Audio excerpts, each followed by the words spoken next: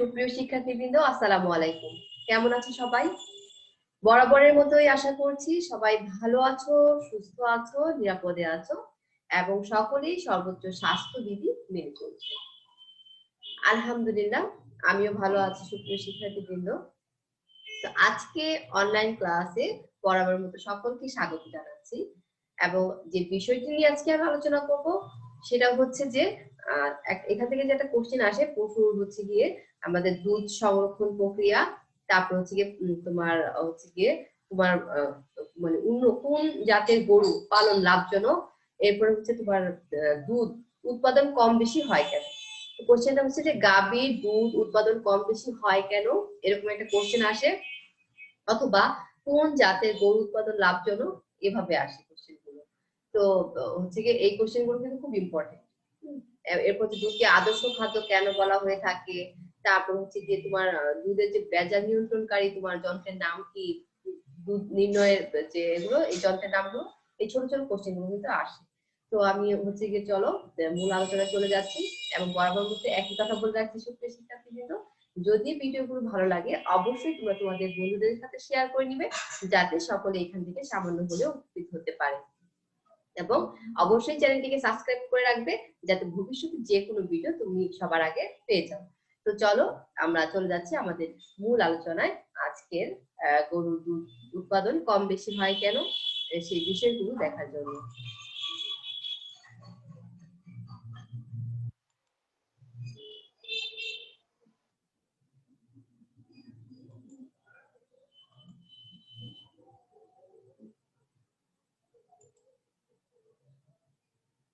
তো কোশ্চেনে কি আসে যে গরুর হচ্ছে কি উৎপাদন কম বেশি হয় কেন, তো সেই বিষয়টা।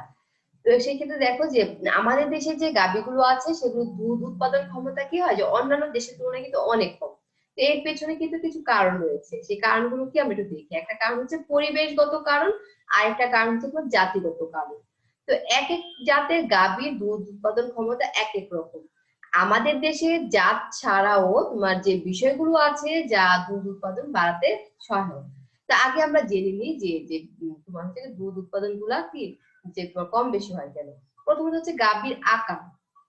গাভীর আকার, যে তোমার হচ্ছে গাভীর আকারের উপর কিন্তু এর দুধ উৎপাদনটাই অনেকটাই নির্ভর করবে। সাধারণত বড় আকারের গাভী হতে বেশি দুধ পাওয়া যায়, তাহলে গাভীর আকারটা একটা হচ্ছে কি কারণ।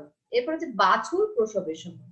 বাছুর প্রসবের সময়ের উপর তোমার হচ্ছে দুধ উৎপাদন কিন্তু নির্ভর করে। যেমন হচ্ছে তোমার শরৎকালে গাভীর বাচ্চা প্রসবে তোমার হচ্ছে বসন্ত ঋতুতে প্রসব অপেক্ষা প্রায় 10% অধিক দুধ উৎপাদিত হয়। তাহলে শরৎকালে যেই গাভীটা বাচ্চা প্রসব করবে সেই গাভীটা হচ্ছে বেশি কি করবে, দুধ দিবে, যেটা কিনা বসন্ত ঋতুতে প্রসব হবে তার চেয়ে বেশি। তো এর কারণটা হচ্ছে, তার মানে বুঝতে পারলাম যে আবহাওয়াগত কারণ, মানে এর কারণটা হচ্ছে কি আবহাওয়াগত কারণের কারণে কিন্তু দুধ উৎপাদনটা কম বেশি হয়ে থাকে। এরপর হচ্ছে পুষ্টি। গাভীর পুষ্টির উপর অনেকাংশেই দুধ উৎপাদন নির্ভর করবে।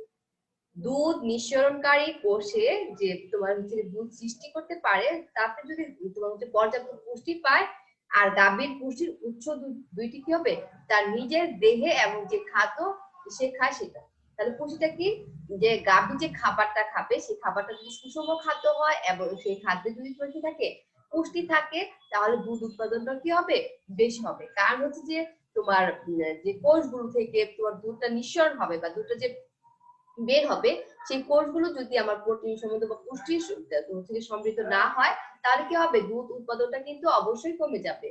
তো এই জন্য আমাদের কি করতে হবে, যে পর্যাপ্ত পরিমাণ পুষ্টি যেন গাভী পায় সেই দিকটা কিন্তু আমাদের খেয়াল রাখতে হবে। এরপর হচ্ছে বয়স। গাভীর বয়সের সাথে সম্পর্কিত তোমার দুধ উৎপাদন ক্ষমতা কি হয়, সাধারণত গাভী তার 3 থেকে 6 বছর দুধ হচ্ছে গিয়ে তোমার হচ্ছে গিয়ে দুধ কালটা সর্বোচ্চ পরিমাণ দুধ দেয়। তার মানে এটা কি, যে গাভীর বয়স যত বেশি বাড়তে থাকবে দুধ উৎপাদন ক্ষমতা কি তত কমতে থাকবে। কারণ সাধারণত হচ্ছে কি তোমার যখন নাকি ওর গাভী 3 থেকে 6টা বাচ্চা দিবে, তো তখন কি হয় যে ওই সময়টার মধ্যে তার দুধ উৎপাদনটা সবচেয়ে বেশি থাকে। এরপরে হচ্ছে গিয়ে স্বাস্থ্য। তাহলে গাভীর স্বাস্থ্য ভালো থাকলে দুধ উৎপাদনটা কি হবে, অনেকটাই ভালো থাকবে। এরপর হচ্ছে আদর্শ ব্যবস্থাপনা। তো আমরা বিভিন্ন ক্ষেত্রে আদর্শ ব্যবস্থাপনা করেছি যে একটা জিনিস ভালোভাবে ব্যবস্থাপনা করতে হবে কিভাবে, যে এইখানে হচ্ছে দুধ দহনের উপযুক্ত ব্যবস্থাপনা করতে হবে। সেক্ষেত্রে আমাদের কি করতে হবে, যে যাতে দুধ দহনের সময় হচ্ছে, আমরা এটা একটু পরে পড়বো, যে দুধ দহনের সময় হচ্ছে কি যেন ময়লা না লেগে থাকে, তারপর হাত ভালো করে হচ্ছে কি, হ্যাঁ, ধুয়ে নিতে হবে। এরপর হচ্ছে কি তোমার যে যেখানে রাখা হয় গরুগুলো, সেই বাসস্থান আমরা এর আগে যে পড়ে আসছি, বাসস্থান কিভাবে নির্মাণ করতে হবে সেগুলো যেন স্বাস্থ্যসম্মত হয় সেই দিকটা খেয়াল রাখতে হবে। তো সাধারণত হচ্ছে কি দুধে কি থাকে, যে তোমার ফ্যাট বা প্রোটিন থাকে তোমার 3.5 থেকে 4.5, তারপর হচ্ছে কি লেকটোজ থাকে 4 থেকে 5%, মিনারেল যেটা খনিজ, এবং তোমার হচ্ছে কি 2.6% থাকে অ্যালবুমিন এবং গ্লোবুলিন। তাহলে এই বিষয়গুলো কি, এগুলো হচ্ছে কি একটা আদর্শ দুধের হচ্ছে কি যে বৈশিষ্ট্য, এবং দুধের মধ্যে জিনিসগুলো কিন্তু থাকে প্রোটিন। তো এই হচ্ছে আমাদের দুধ কম বেশি হওয়ার কারণ, যে গাভীর আকার, তারপর বাছুর প্রসবের সময়, পুষ্টি, বয়স, স্বাস্থ্য এবং আদর্শ ব্যবস্থাপনা, এই কয়েকটি বিষয় হচ্ছে দুধ উৎপাদনের সাথে কম বেশি হওয়ার সাথে কি জড়িত। আচ্ছা, এখান থেকে আরেকটা কোশ্চেন তোমাদের যেটা আসে সেটা হচ্ছে কি দুগ্ধ খামার বলতে কি বুঝো। 1 মার্চের একটা কোশ্চেন আসে, দুগ্ধ খামার বলতে কি বুঝো, বা দুগ্ধ খামার ব্যবস্থাপনা বলতে কি বুঝো। তাহলে দুগ্ধ খামার যেটা কি, সেটা কি হবে, যে গাভী পালন করার জন্য যে আমরা খামার তৈরি করি, হ্যাঁ, সোজা কথা, যে গাভী পালন করার জন্য আমাদের খামারটা তৈরি করা হয় সেটাই হচ্ছে কি দুগ্ধ খামার। তাহলে এই যে খামার আছে, যে খামারের সম্পদ, তারপর হচ্ছে তোমার যে সময়, শ্রমিকের সুষ্ঠু ব্যবহার করে আমরা কি যে দুধ যাতে বেশি উৎপাদন করতে পারি সেটাই হচ্ছে দুগ্ধ খামারের ব্যবস্থাপনা। হ্যাঁ, তা দুগ্ধ খামারের ব্যবস্থাপনা যদি আমরা করতে চাই তাহলে সেক্ষেত্রে আমাদের কি করতে হবে, যে আমাদেরকে খেয়াল রাখতে হবে প্রতিদিন সকালে গোশালা গাভীর শরীর পরিষ্কার করতে হবে, দুধ দহনের আগে গাভীকে দানাদার খাদ্য দিতে হবে, তারপর হচ্ছে গিয়ে দুধ দহন করা, দুধ বিক্রি করা, এরপর হচ্ছে গাভীকে নিয়মিত ঘাস এবং খড় জাতীয় খাদ্য সরবরাহ করা, অসুস্থ গাভীকে পৃথক করে চিকিৎসার ব্যবস্থা করা, জৈব নিরাপত্তার ব্যবস্থা করা। হ্যাঁ, গরম মানে মোট কথা হচ্ছে কি আমরা পশু পালনের একেবারে প্রথম থেকে যে একেবারে রোগ ব্যবস্থাপনা পর্যন্ত যে বিষয়গুলো পড়ে আসছে একেবারে বাছ থেকে শুরু করে, সেইগুলো সঠিকভাবে তোমার হচ্ছে কি ব্যবস্থা করাই হচ্ছে কি দুগ্ধ খামার ব্যবস্থাপনা। তাহলে এখান থেকে কোশ্চেনটা আসে কি তোমাদের, দুগ্ধ খামার বলতে আমরা কি বুঝে থাকি। তাহলে আশা করছি তোমরা বিষয়টি সম্পর্কে মোটামুটি কি যে ক্লিয়ার হয়ে গেছে, যে দুগ্ধ খামার ব্যবস্থাপনা কি। আচ্ছা, এবার হচ্ছে গিয়ে দুধ সংরক্ষণের পদ্ধতি, এই কোশ্চেনটা কিন্তু প্রায় আসে, যে দুধ কিভাবে সংরক্ষণ করবে। তো এই দুধ সংরক্ষণের বেশ কয়েকটি পদ্ধতি আছে যেগুলো আমরা সাধারণত বাণিজ্যিক ভিত্তিতে ব্যবহার করে থাকি। এখানে দেখো আমরা কি, প্রথমত হচ্ছে আগুনে ফুটিয়ে দুধ সংরক্ষণ করা যায়। আগুনে ফুটিয়ে দুধ সংরক্ষণ করা যায়, কারণ হচ্ছে কি যখন দুধটা ফুটানো হয় দুধের জীবাণু এবং এর মধ্যে যে ব্যাকটেরিয়া থাকে সেই ব্যাকটেরিয়া ধ্বংস হয়ে যায় এবং বেশ কয়েক ঘন্টা পর্যন্ত সংরক্ষণ করা হয়ে যায়, যেটা আমরা বাসার সাথে থেকে জাল দিয়ে কি খেয়ে থাকি, যে ফুটিয়ে কাঁচা দুধটা বাজার থেকে এনে ফুটিয়ে খেয়ে ফেলি। এরপর হচ্ছে দুধ তোমার পাস্তুরিত করে দুধ সংরক্ষণ করা যায়। এতে কি হয়, এই পাস্তুরিত করাতে এতে হালকা তাপে আমাকে কি করতে হবে, কিছুক্ষণ গরম করে আমরা সংরক্ষণ করে রাখতে পারি। পাস্তুরিত আমরা পরে পড়বো পাস্তুরাইজেশন প্রক্রিয়াটা কি। তাহলে দ্বিতীয় প্রক্রিয়া হচ্ছে পাস্তুরাইজেশন প্রক্রিয়া। তৃতীয় প্রক্রিয়াটা হচ্ছে ইউএইচটি। ইউএইচটি পদ্ধতিতেও বাণিজ্যিক ভিত্তিতে তোমার হচ্ছে দুধ সংরক্ষণ করা যায়, এটা আমরা একটু পরে পড়বো। ইউএইচটি তোমার হচ্ছে যে আলট্রা হিট টেম্পারেচার, যে তোমার অধিক তাপমাত্রায় যে দুধটা সংরক্ষণ করা হয় ইউএইচটি, সেটা আমরা দেখবো। এরপর হচ্ছে তোমার দুধে বরফের